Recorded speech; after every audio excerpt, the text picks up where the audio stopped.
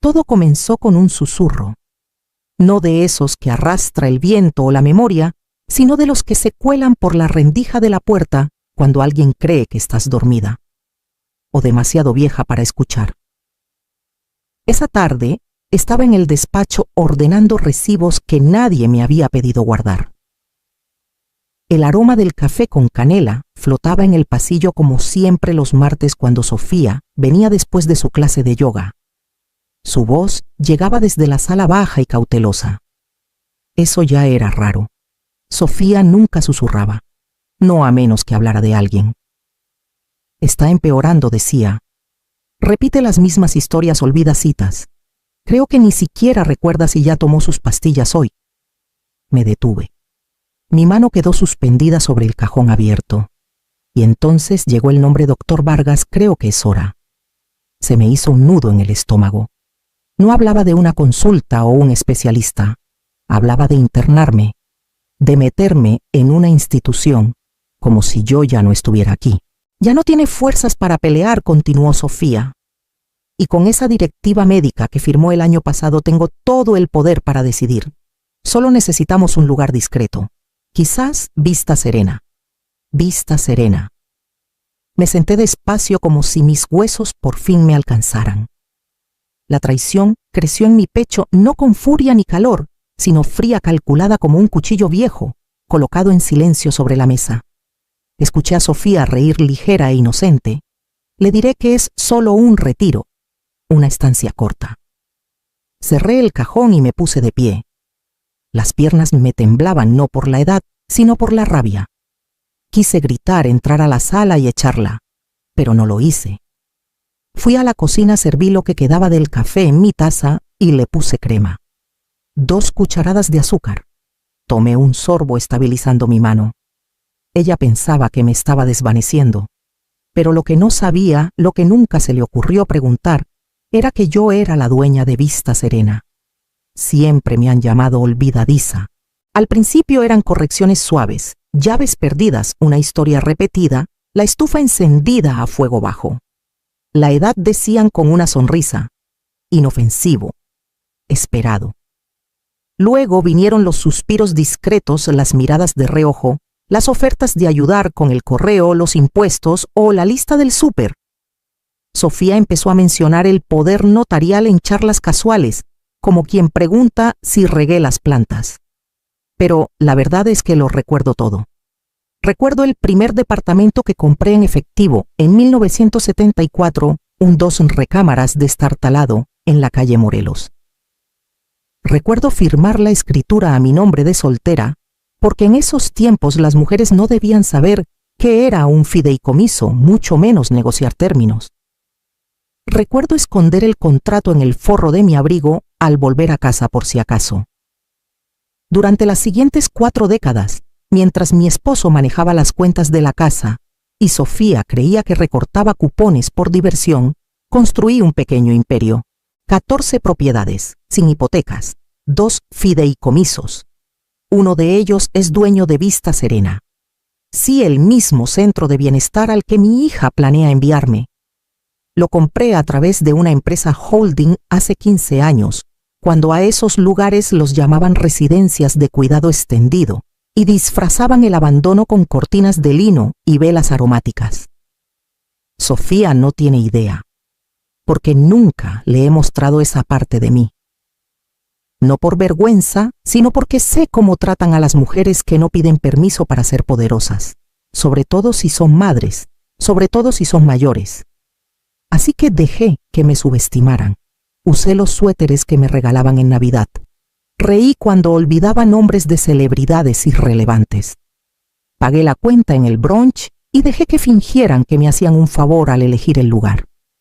Pero tras las cortinas nunca dejé de llevar mis cuentas. Nunca dejé de aprender. Nunca dejé de poseer lo que creían que había entregado. Y ahora que Sofía ha decidido borrarme, me doy cuenta de que nunca me ha visto de verdad. Lo que significa que no verá lo que viene después. No la confronté, ni ese día ni el siguiente. ¿Para qué el enojo solo confirmaría la historia que estaba tejiendo agitación, paranoia, los primeros signos de deterioro cognitivo? No, Sofía no necesitaba una pelea, necesitaba una actuación, y se la di. Empecé con pequeños ensayos, en la cocina sosteniendo la tetera fingiendo no saber si había hervido el agua, perdiendo una bufanda que había usado esa mañana, preguntando 2 veces qué día era, aunque lo sabía perfectamente.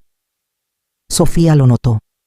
Sus ojos se iluminaron solo un poco, como cuando era niña y miraba los exámenes de ortografía sabiendo las respuestas antes de que la maestra terminara de hablar.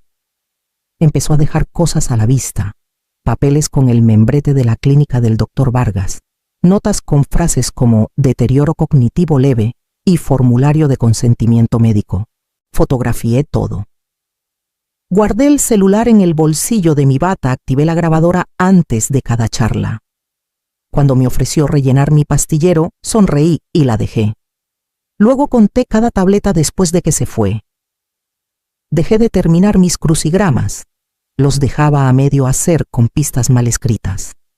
Ella empezó a usar frases como «todavía estás lúcida para tu edad», como si me estuviera preparando para la idea, como si suavizar las palabras hicieran la traición menos quirúrgica. Lo que no veía era el cuaderno que guardaba en mi mesita de noche junto al frasco de pastillas para dormir que nunca toqué. Nombres, fechas, fragmentos de conversaciones. Un archivo creciente de pruebas de que no estaba confundida, estaba preparándome. Descargué una app de notas de voz y practiqué sonar insegura. Me grabé tropezando con mi propia fecha de nacimiento, luego lo borré. Cuando lo hice perfecto, lo guardé en una carpeta llamada ensayos, porque eso era ahora. Una producción. Ella escribía el guión, pero yo dirigía el final. Y si quería que me desmoronara, me aseguraría de que escuchara cada grieta lo suficientemente fuerte para que lo creyera, lo suficientemente suave para que nunca viera las costuras. Lo llamaron una transición suave. Una estancia de fin de semana. Solo para que descanses, dijo Sofía, apartándome el cabello como si ya me estuviera desvaneciendo. Asentí, miré mis manos y acepté. La camioneta llegó a las 10 de la mañana. 2 hombres con polos beige sin insignias me ayudaron a subir al asiento trasero como si fuera un mueble. Sofía firmó papeles sin mirarme. Cuando intenté hablar, sonrió con dulzura y dijo: «Hablaremos cuando estés más instalada». No hablamos. Vista Serena no había cambiado mucho por fuera. Los mismos arbustos perfectamente podados, la pequeña fuente en el círculo frontal, el revestimiento beige, pintado para parecer más cálido de lo que se sentía. Pero por dentro el lugar respiraba diferente. Antes caminaba por estos pasillos con orgullo. Recordaba cuánto tiempo pasé diseñando el plano para que la luz del sol llegara incluso a los residentes que no salían de sus cuartos. Ahora olía a lejía con aroma a lavanda y a resignación.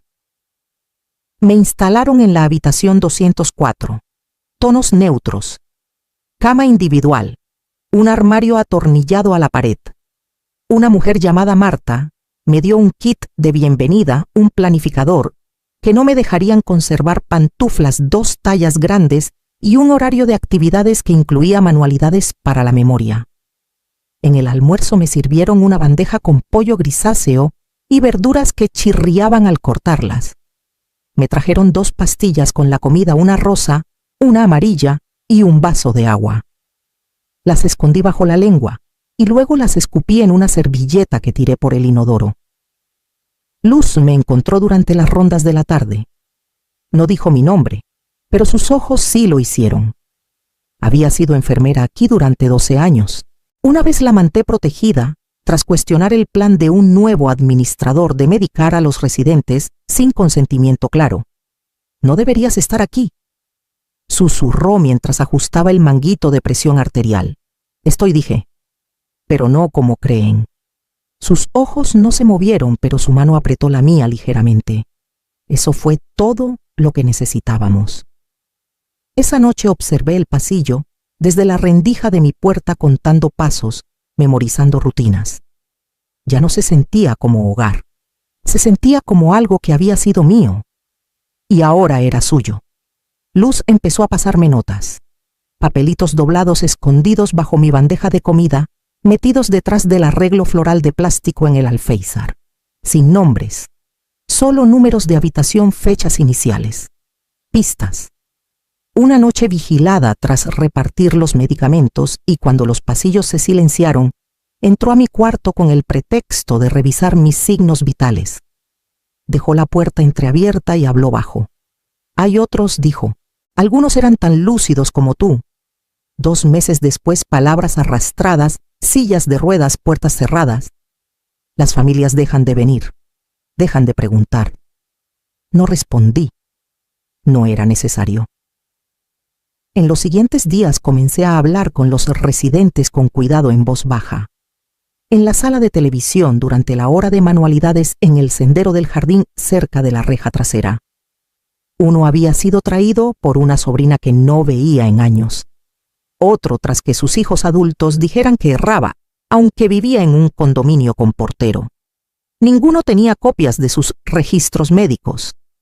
La mayoría no recordaba haber firmado papeles de ingreso. Y siempre había un vínculo con Vargas. Él venía 2 veces por semana.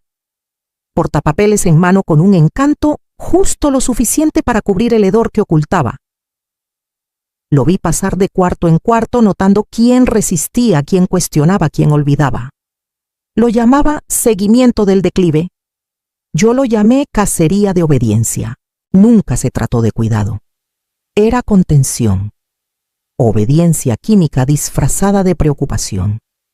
Vista Serena se había convertido en un filtro identificar a los incómodos, despojarlos de su autonomía y vender la ilusión de seguridad a quienes querían olvidarlos. Mi hermana Sofía había dado el primer pago de buena gana. Otros también lo habían hecho. Había construido este lugar para que fuera un refugio. Se había convertido en una cárcel. Esto ya no era solo mi traición, era la de todos. Y Vargas no era un error, era el método. Así que comencé a documentar en serio. Notas dentro de envoltorios de toallas sanitarias. Memorias de voz grabadas bajo el zumbido del ventilador del baño. Fotos de pastillas sin marcar, listas de medicamentos vacías, cajones cerrados con llave. Lo que Sofía había comenzado a hacerme, él ya se lo había hecho a decenas. Me dejaron volver a casa por el fin de semana para facilitar la transición. Sofía dijo que era para darme consuelo. Sabía que era para confirmar cuánto creía que me había perdido. Interpreté el papel al detalle. Pregunté dónde estaba el cereal aunque estaba en su lugar de siempre. Entré al cuarto de lavado y me quedé parada con la mirada vacía hasta que Sofía me encontró y preguntó si buscaba algo. Le dije que no recordaba qué había comido esa mañana. Dejé la tetera encendida pero desenchufada. Ella fue amable. Demasiado amable. Como quien calma a un animal antes de la inyección.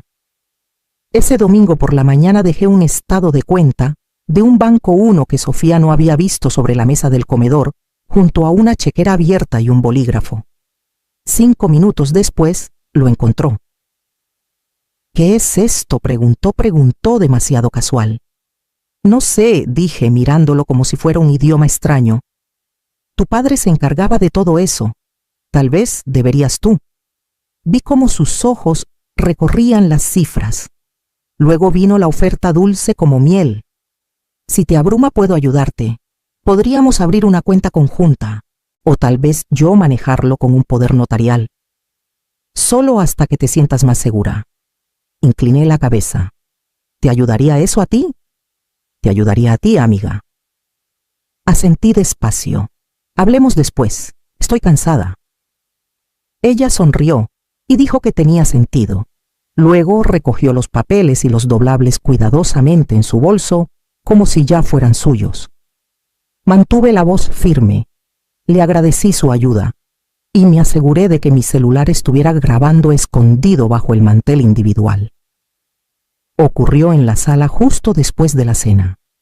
Me senté en el sofá y miré la foto familiar sobre la chimenea a la que Sofía había enmarcado la Navidad pasada toda en tonos apagados y sonrisas forzadas.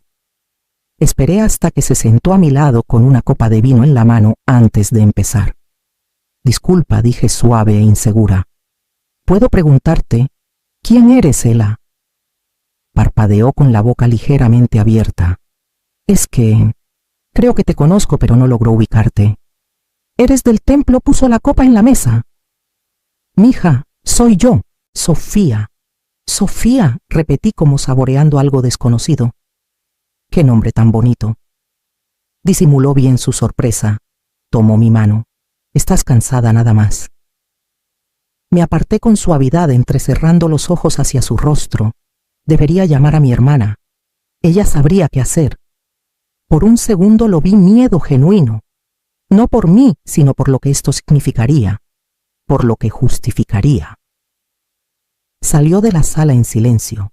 La escuché minutos después hablando por teléfono con voz baja pero urgente. No intentó calmarme después de eso. No se sentó conmigo. Me había convertido en el problema, no en la persona. Cuando se fue a dormir, trabajé en la oscuridad. Abrí la caja fuerte y revisé el sobre una última vez. Adentro copias de escrituras de propiedades, los audios completos, el resumen bancario que Sofía no había encontrado. Mi declaración estaba escrita y firmada. Una copia fue enviada a Esteban, cifrada y con marca de tiempo. Otra estaba programada para enviarse por correo a Luz a las 10 de la mañana en punto, por si algo salía mal. En el sobre también puse una carta, solo para Sofía. No era de enojo, ni siquiera era larga. Un párrafo escrito de mi puño y letra. Te perdono, pero no confío en ti. Esa es la diferencia. Sellé el sobre, lo puse en la esquina trasera y giré la perilla con dedos firmes. Luego me senté en la mesa de la cocina y esperé al amanecer. Llegaron justo antes de las 10. Sofía llevaba un cardigan azul claro y zapatos bajos como si se hubiera vestido para ir al templo. El doctor Vargas la seguía de cerca con su portapapeles en mano, los ojos ya buscando responsabilidades. La camioneta se estacionó en silencio afuera, sin marcas eficiente conocida. Me senté en el sillón junto a la ventana con una manta sobre las piernas y parpadeé lentamente cuando entraron. Sofía se agachó a mi lado y tocó mi muñeca. Buenos días, amiga, dijo con suavidad. Vamos a hacer una pequeña visita, ¿te acuerdas? Asentí lenta e insegura, dejando que mi cabeza temblara ligeramente. Ella miró a Vargas y sonrió como si hubiera hecho algo valiente. Me ofrecieron agua. Tomé un sorbo y dejé que el resto se escurriera por mi barbilla, limpiándolo con la manga de mi bata. Sofía susurró algo a Vargas que fingí no escuchar. Me dejaron guiarme hasta la camioneta. Vargas me sostuvo del codo como si pudiera desvanecerme. Sofía subió tras de mí y abrochó mi cinturón murmurando palabras de consuelo todo el tiempo. En vista serena, la recepcionista saludó a Sofía por su nombre. Firmó los papeles mientras yo miraba fijamente una planta de helecho en la esquina. Vi cómo sacó un sobre de su bolso y lo deslizó por el mostrador efectivo cuidadosamente doblado. La vi marcar una casilla etiquetada visitas restringidas y escribir su número de teléfono debajo. Necesita tranquilidad, dijo Sofía, sin estímulos innecesarios, sin llamadas externas. Vargas asintió poniendo una mano en su hombro como un sacerdote, entregando a alguien al más allá. Ambos se giraron hacia mí entonces. Sofía besó mi frente. Vargas dio una palmada en mi mano. Estarás segura aquí, susurró ella. Parpadeé 1 o 2 veces y sonreí. No porque le creyera, sino porque sabía que ellos sí lo hacían. Lo llamaron una evaluación. Vargas estaba sentado en la pequeña mesa redonda de la sala de consultas, con notas ya garabateadas antes de que yo entrara. Sofía estaba cerca de la puerta con los brazos cruzados, la expresión cuidadosamente neutral. Entré despacio apretando una carpeta contra mi pecho, como si pudiera escaparse si la soltaba. Me pidió que me sentara. Lo hice. Señora Mendoza, comenzó, estamos aquí para hablar de su plan de cuidado. Su hermana ha expresado preocupación por algunos incidentes recientes. Levanté una mano. Antes de empezar dije en voz baja, hay algo que necesito aclarar. Vargas pareció levemente divertido. Sofía arqueó una ceja. Abrí la carpeta y puse 3 documentos sobre la mesa, una escritura con mi firma, una licencia comercial y una lista de nombramientos del consejo. Mi nombre es Elena Mendoza. Soy la propietaria mayoritaria de Vista Serena. Lo he sido durante 15 años. El silencio fue absoluto. Sofía intentó hablar, pero su boca se movió antes de que saliera sonido. Vargas miró los documentos y luego a mí. Metí la mano en mi bolsillo y puse una pequeña grabadora sobre la mesa. ¿Escuchamos? Presioné play. La voz de Sofía llenó la sala nítida, decidida, inconfundible. No va a pelear. Ya no está lúcida. Solo necesito los papeles en orden. Clic. Si medicamos temprano no resistirá. Ya lo he visto antes. Clic. Ni siquiera sabe cuánto vale. Apagué la grabadora. La puerta se abrió. Luz entró primero, seguida por Esteban y el señor Ortiz, el director del centro. Ninguno parecía confundido. Ahora, dije, cruzando las manos con calma en mi regazo, podemos comenzar. Tomó menos de 3 semanas para que las consecuencias terminaran lo que yo había comenzado. Vargas fue expulsado del colegio médico mientras se tramitaba su inhabilitación formal. Otros 2 médicos renunciaron discretamente. Esteban envió nuestro informe compilado a la Comisión Estatal de Cuidado de Adultos Mayores. Se abrieron investigaciones. Las políticas se reescribieron solas. Sofía no peleó la desherencia. No después de escuchar su propia voz reproducida en un tribunal. El juez llamó su conducta un acto calculado de coerción. No la miré cuando se firmaron los papeles. No pude. La casa sigue a mi nombre. Todo lo demás también. Pero decidí no volver. Vista Serena sigue siendo mi dirección. No porque pertenezca aquí, sino porque no puedo fingir que no sé lo que pasa en lugares como este. Ya no. Luz y yo caminamos por los pasillos cada mañana. Las auditorías de medicamentos son estrictas ahora. Los formularios de consentimiento familiar se revisan línea por línea. Asisto a las revisiones de cuidado no como paciente, sino como propietaria defensora sombra. Mi habitación sigue siendo pequeña, todavía neutral, pero la puerta no se cierra desde afuera. Tengo mis propias llaves. El personal me llama señora Mendoza ahora. No Elena. No hermana. Sofía no ha llamado. No lo hará. A veces me pregunto si hubo un momento, solo uno, en el que pudo haber elegido un camino diferente. Si yo hubiera ofrecido confianza antes, si ella hubiera pedido ayuda en lugar de tomarla. Pero ese momento, si alguna vez existió, ya pasó hace mucho. Ahora solo queda silencio, donde antes estaba su voz, y una paz que se siente ganada, pero no suave. Tomo mi café en el jardín detrás del ala oeste, donde el sol toca los bancos a las 8 de la mañana. La silla a mi lado permanece vacía, por mi decisión, no la suya. Cada mañana me siento en la misma mesa junto a la ventana del este. El personal me deja en paz. Saben que esta es mi hora.